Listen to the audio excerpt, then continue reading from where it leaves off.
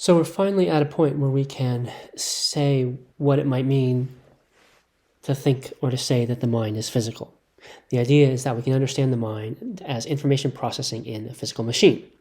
So let's look at an example to get us going with understanding what that might mean. So here's a mouse. Our mouse is in a maze. The mouse would like to escape and get cheese at the exit to the maze. So the mouse is going to run around in the maze. It's going to see the walls. It tracks its own motion. It bumps into walls. And so it's interacting with the environment, and its mind is interacting with its body in a variety of ways. And as the mouse over time interacts with the environment, it begins to build a map of the maze.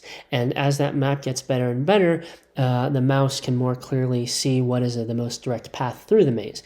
So that after the mouse has been through the maze enough times, interacted with the maze enough, and put together that enough of its memories of those interactions to build a map, it can get through the maze very quickly and get to its goal of escape and cheese faster and faster.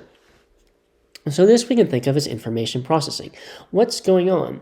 So the mouse is taking in information from about the maze, about the walls in the maze, from the light that bounces off of the walls and hits the mouse's eyes, and also to some extent from its motions in the maze, the mouse's body moving through the maze. And then the mouse stores all that information. It remembers its various encounters, and as it collects more and more information about the layout of the walls, it can combine those different memories into one coherent representation of the maze and its alignment. It builds a map of the maze. And once it's combined all of that information from its particular experiences, then it has a map that it can use to move through the maze more quickly. So we can think of there as being three stages to this. There's the information collection stage, which is seeing the walls and experiencing its own motion.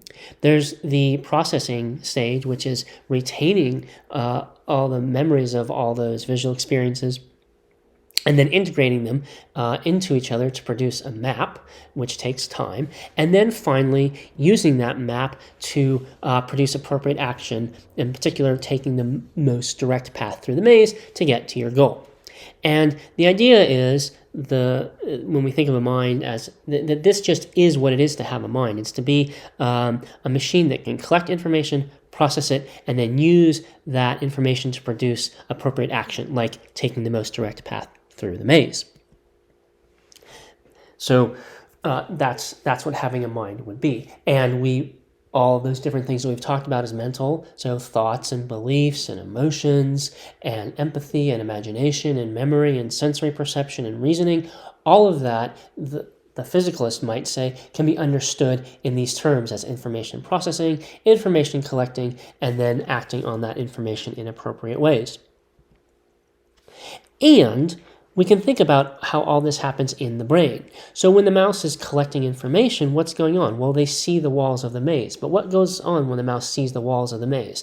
Well, the light bounces off the walls and hits the mouse's eyes and causes brain activity. And more than that, different walls, sort of seeing a wall in one place versus seeing a wall in a different place, produce different light, and that light produces different reactions in the mouse's brain. And those different brain states are correlated with then seeing the walls in different places. So the information collection, that is, can be understood as going into different brain states depending upon what you're interacting with in the world. If the wall looks like it's in one place, the mouse's brain goes into one brain state. If the wall looks like it's in a different place, the mouse's brain goes into a different brain state. And that's what collecting information about the environment is.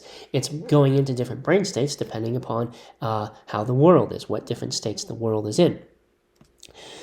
Similarly, memory would involve brain changes in the brain. So different experiences. So the mouse sees different things which produce different experiences, so different brain states. And then the memories of those different experiences will themselves be different brain states. And then building the map will involve further brain changes that would be correlated with different maps of the maze. So if our neuroscientists were really fancy, they would stick different probes into the mouse's brain, and if they had mouses that ran different mazes and had built different maps of those mazes, then the neuroscientists would be able to detect different brain activity in these two mice that that different brain activity is the encoding of different maps.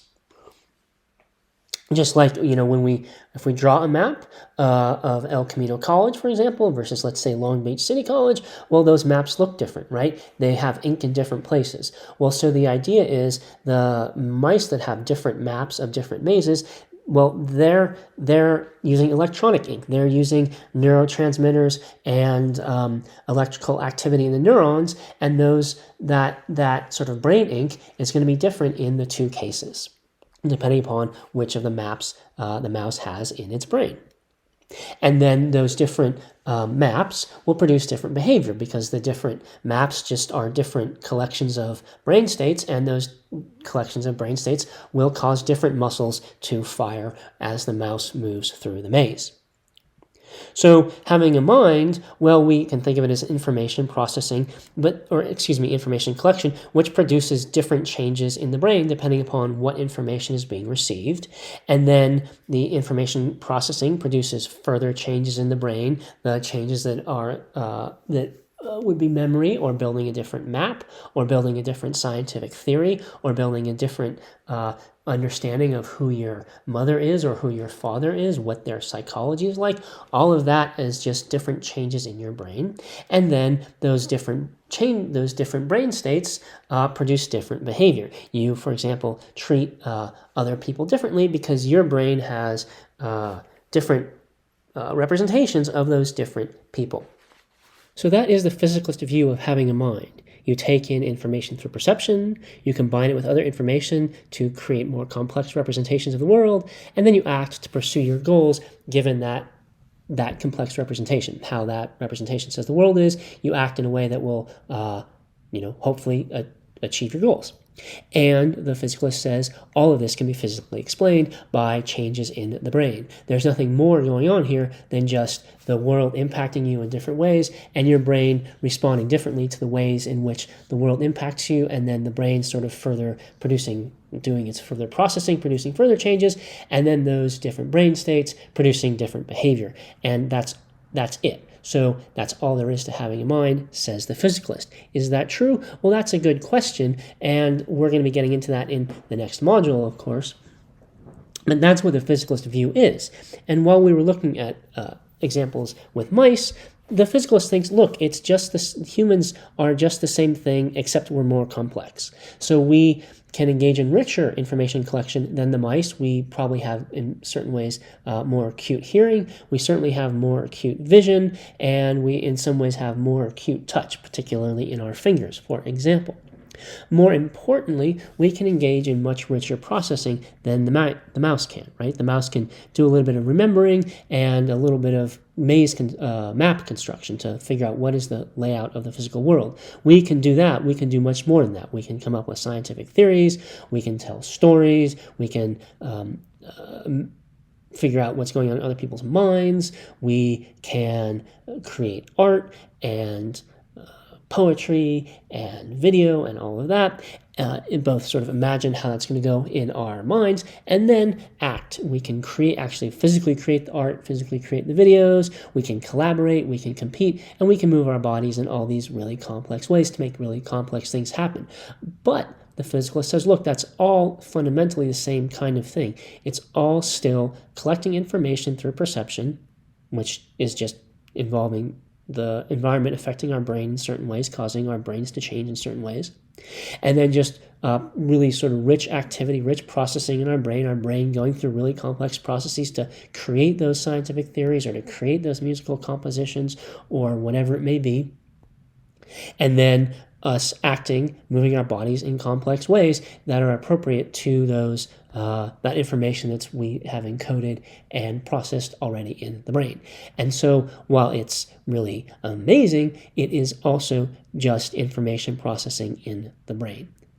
That's what the physicalist thinks. So in the last video in this module, I'm going to say a little bit more about this view, about how we might apply this information processing in the brain view to a particular mental state or two, and then I will summarize all the material that we have gone over in this module.